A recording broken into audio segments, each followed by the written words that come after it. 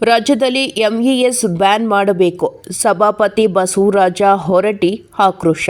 ಬೆಳಗಾವಿಯಲ್ಲಿ ಎಂಇಎಸ್ ನವರ ಪುಂಡಾಟ ಹೆಚ್ಚಾಗುತ್ತಿದೆ. ರಾಜ್ಯದಲ್ಲಿ ಎಂಇಎಸ್ ಬ್ಯಾನ್ ಮಾಡಬೇಕು. ನಾನು ಸಿಎಂ ಸಿದ್ದರಾಮಯ್ಯ ಅವರಿಗೆ ಮಾತನಾಡುತ್ತೇನೆ. ಶಾಸಕರುಗಳು ಅಲ್ಲಿ ಮತ್ತು ಬ್ಯಾಂಕ್ ಮಾಡಿಕೊಂಡಿದ್ದಾರೆ ಎಂದು ಆಕ್ರೋಶ ವ್ಯಕ್ತಪಡಿಸಿದರು. ನಗರದಲ್ಲಿಂದು ಮಾಧ್ಯಮದವರ ಜೊತೆ ಮಾತನಾಡಿದ ಅವರು, ನಾನು ಮೊದಲನೆಯ ದಿನ ಪತ್ರಿಕೆಯಲ್ಲಿ ಬಂದಾಗ ವಿಧಾನ ಪರಿಷತ್ ವಿರುದ್ಧ ಪಕ್ಷದ ನಾಯಕ ಚಲುವಾದಿ ನಾರಾಯಣಸ್ವಾಮಿ ಅವರಿಗೆ ಹೇಳಿದ್ದೇನೆ. ಈ ವಿಚಾರವನ್ನು ಗಂಭೀರವಾಗಿ ತೆಗೆದುಕೊಳ್ಳಬೇಕು ಎಂದು ಹೇಳಿದ್ದೆ. ಪ್ರತಿ ಸಾರಿನೂ ಹೀಗೆ ಮಾಡ್ತಾರೆ. ನಮ್ಮಲ್ಲಿ ರಾಜಕಾರಣಿಗಳು ಎಲ್ಲವನ್ನೂ ಲಿಬರಲ್ ಆಗಿ ತಗೋತಾರೆ. ಮಹಾರಾಷ್ಟ್ರದವರು ನಮ್ಮ ರಾಜ್ಯದ ಮೇಲೆ ಡಿಪೆಂಡ್ ಇದ್ದಾರೆ. ಸೋಲಾಪುರದಲ್ಲಿ 80% ಜನ ಕನ್ನಡ ಮಾತನಾಡುತ್ತಾರೆ. ಬೆಳಗಾವಿಯ ಎಂಇಎಸ್ನವರಿಗೆ ಉದ್ಯೋಗವಿಲ್ಲ ಎಂದು ಕಿಡಿಕಾರಿದರು. ಇನ್ನು ಸುವರ್ಣಸೌಧ ನಿರ್ಮಾಣ ಆಗಲು ಕಾರಣ ಅಂದರೆ ಎಂಇಎಸ್ನವರ ಕಾಟಕ್ಕೆ ಆಗಿದ್ದು. ಕೆಲ ರಾಜಕಾರಣಿಗಳು ಎಂಇಎಸ್ನವರು ವೋಟ್ ಬ್ಯಾನ್ ಮಾಡಿಕೊಂಡಿದ್ದಾರೆ. ಕಂಡಕ್ಟರ್ ಮೇಲೆ ಫೋಕ್ಸ್ ಕೇಸ್ ಹಾಕಿಸಿದ್ದಾರೆ. ರಾಜ್ಯ ಸರ್ಕಾರ ಕಠಿಣ ಕ್ರಮ ಕೈಗೊಳ್ಳಬೇಕು. ಬೆಳಗಾವಿ, ನಿಪ್ಪಾಣಿ, ಖಾನಾಪುರದಲ್ಲಿ ಕರ್ನಾಟಕದ ಕನ್ನಡಿಗರು ಇದ್ದಾರೋ ಇಲ್ಲವೋ ಎಂಬುದು ಸಂಶಯ ಬರುತ್ತೆ. ಇಲ್ಲಿ ಇರುವವರೆಗೆ ಕನ್ನಡ ಬರುತ್ತೆ, ಆದರೂ ಮರಾಠಿ ಮಾತನಾಡುತ್ತಾರೆ. ಬೆಳಗಾವಿಯಲ್ಲಿ ಈ ವಿಷಯವನ್ನು ಗಂಭೀರವಾಗಿ ಪರಿಗಣಿಸಬೇಕು. ಕನ್ನಡ ಪರ ಹೋರಾಟಗಾರರಿಗೆ ರಕ್ಷಣೆ ಕೊಡಬೇಕು. ನಮ್ಮಲ್ಲಿ ನಮ್ಮವರೇ ವೈರಿಗಳಾಗಿದ್ದಾರೆ. ಮಹಾರಾಷ್ಟ್ರ ಸರ್ಕಾರ ಎಂಇಎಸ್ನವರನ್ನು ಯಾರೂ ಅರೆಸ್ಟ್ ಮಾಡಿಲ್ಲ ಎಂದು ಕುಟುಕಿದ್ರು.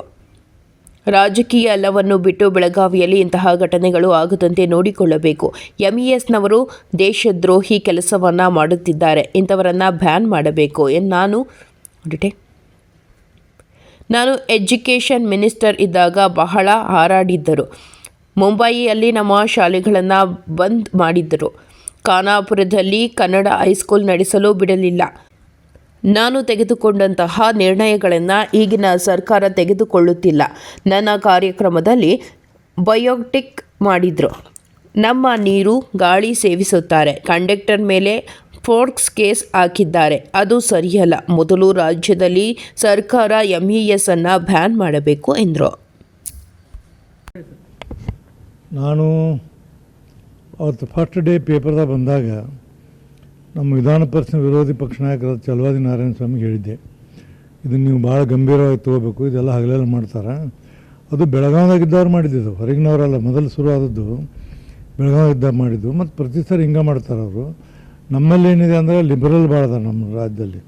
ಎಲ್ಲಕ್ಕೂ ಅವ್ರು ಹಂಗಿದ್ರು ನೋಡಿ. ಈಗ ನಿನ್ನೆ ಪುಣೆದಾಗ ಕಂಡಕ್ಟರ್ ಇದು ಮಾಡಿದ್ದು ಇವೆಲ್ಲ ಅಗದಿ ಖಂಡನೀಯ. ಇವು ಒಂದು ಏನಿದೆ ಸರ್ಕಾರ ಇದಕ್ಕೆ ಗಟ್ಟಿಯಾದ ಕ್ರಮ ತಗೋಬೇಕು.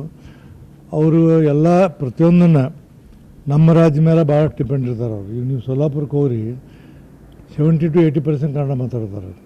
ಈ ಬೆಳಗಾವಿದಾಗ ಎಂಇಎಸ್ದವ್ರಿಗೆ ಉದ್ಯೋಗ ಇಲ್ಲ. ಹಿಂದೆ ನಾನು ಭಾಳ ಜೋರು ಮಾಡಿದ್ದೆ ಅವ್ರಿಗೆ. ಈಗ ಇಲ್ಲಿ ಸುವರ್ಣಸೌಧ ಆಗಬೇಕಾದ್ರೆ ನಾನು ಲಾ ಮಿನಿಸ್ಟರ್ ಇದ್ದೆ, ಅವರು ಲ್ಯಾಂಡ್ ಪಾರ್ಲಿಮೆಂಟ್. ಇವರು ಕಾಟಕ್ಕಾಗಿ ಆಗಿದ್ದು ಅದೆಲ್ಲ. ಇವರು ಇನ್ನೂವರೆಗೆ ಬೆಳಗಾವಿದಲ್ಲಿ ನಮಗೇನಂದ್ರೆ ಕೆಲವು ರಾಜಕಾರಣಿಗಳು ಅವ್ರನ್ನ ಸ್ವಲ್ಪ ಸ್ಮೂತಾಗಿ ನೋಡಬಾರ್ದು. ಯಾಕಂದ್ರೆ ಚುನಾವಣೆ ನಮಗೆ ಮುಖ್ಯ ಅಲ್ಲ, ಬೆಳಗಾವಿ ಅನ್ನೋದು ಮತ್ತು ಅಲ್ಲಿ ಜನರ ಇದು ಭಾಳ ಮುಖ್ಯ. ಹೀಗಾಗಿ ಸರ್ಕಾರ ಕಟ್ಟುನಿಟ್ಟಂಥ ಕ್ರಮ ತಗೋಬೇಕು. ಯಾರು ನೋಡಿ ಆ ಪೋಸ್ಕೋ ಕಾಯ್ದೆ ಹಾಕ್ಯಾರ, ಸಂಬಂಧ ಇಲ್ಲ, ಅವೇನು ಅಂದೇ ಇಲ್ಲ. ಈಗ ಇಲ್ಲೇ ರಿಜಿಸ್ಟರ್ ಮಾಡ್ಯಾರ. ಅದಕ್ಕೆ ನೀನು ರಾಮಲಿಂಗಾರೆಡ್ಡಿ ಅವ್ರು ಹೇಳ್ಯಾರ ಇವೆಲ್ಲ ಆಗಬಾರ್ದು. ಕರ್ನಾಟಕದ ಜನ ಭಾಳ ಏನಂದ್ರೆ ಲಿಬರಲ್ ಆಗಿರ್ತಾರೆ. ಅದ್ರ ದುರುಪಯೋಗ ಆಗಬಾರ್ದು. ಕರ್ನಾಟಕ ಸರ್ಕಾರ ಕಟ್ಟುನಿಟ್ಟಾದ ಕ್ರಮ ತಗೋಬೇಕು. ಯಾವುದೇ ಪರಿಸ್ಥಿತಿಯಲ್ಲಿ ಬಸ್ ಬಂದ್ ಮಾಡಿಬಿಡ್ಬೇಕು. ನಾಳೆ ಅವ್ರು ಬಸ್ಸಿಗೆ ಬೆಂಕಿ ಹಚ್ಚಿದ್ರು, ಮತ್ತೊಂದು ಮಾಡಿದ್ರು, ಲಾಸ್ ಅದು ಆಗ್ತಿದೆ. ಹೀಗಾಗಿ ಬೆಳಗಾವಿಯಲ್ಲಿ ಮೊದಲು ನಾನು ಬೆಳಗಾವಿ ಜಿಲ್ಲೆಯಲ್ಲಿ ಅಂದರೆ ಪರ್ಟಿಕ್ಯುಲರ್ಲಿ ಬೆಳಗಾವಿ, ಆಮೇಲೆ ನಿಪ್ಪಾಣಿ, ಖಾನಾಪುರ, ಇಲ್ಲಿ ಕರ್ನಾಟಕದವರು ನಾವು ಕನ್ನಡ ಅದಿವಿಲ್ಲ ಅನ್ನೋಂಥ ಸಮಸ್ಯೆ ಬರ್ತೈತಿ. ಕನ್ನಡ ಬಂದವರು ಮರಾಠಿ ಮಾತಾಡ್ತಾರೆ. ಅವ್ರು ಕೂಡ ದುರ್ದೈವ ಏನಂದ್ರೆ ನಾವು ಟ್ರೈನಾಗ ನೋಡ್ತಿರ್ತೀವಿ ಕೆಲವು ನಮ್ಮ ಜನರು, ಅವರು ಕನ್ನಡ ಮಾತಾಡಿ ಮರಾಠಿ ಮಾತಾಡ್ತಾರೆ. ಅದಕ್ಕೆ ಬೆಳಗಾವಿಯಲ್ಲಿ ಇದನ್ನು ಭಾಳ ಗಂಭೀರವಾಗಿ ಪರಿಗಣಿಸಬೇಕು. ಬೆಳಗಾವಿ ಜನರಿಗೆ ನಾವೆಲ್ಲ ಬೆಂಬಲ ಕೊಡಬೇಕು. ಮತ್ತು ಬೆಳಗಾವಿಯಲ್ಲಿ ಏನು ಕನ್ನಡ ಪರವಾಗಿ ಹೋರಾಟ ಮಾಡ್ತಾರೆ, ಸರ್ಕಾರ ಅವ್ರಿಗೆ ಯಾವುದೇ ರೀತಿಯಿಂದ ಅನಾನುಕೂಲತೆ ಮತ್ತು ಅವ್ಯವಸ್ಥೆಯನ್ನು ಮಾಡಬಾರ್ದು. ಅವ್ರಿಗೆ ಸ್ವಲ್ಪ ಹೆಚ್ಚು ಸಹಕಾರವನ್ನು ಕೊಡುವಂಥ ಕೆಲಸ ಸರ್ಕಾರ ಮಾಡಬೇಕು.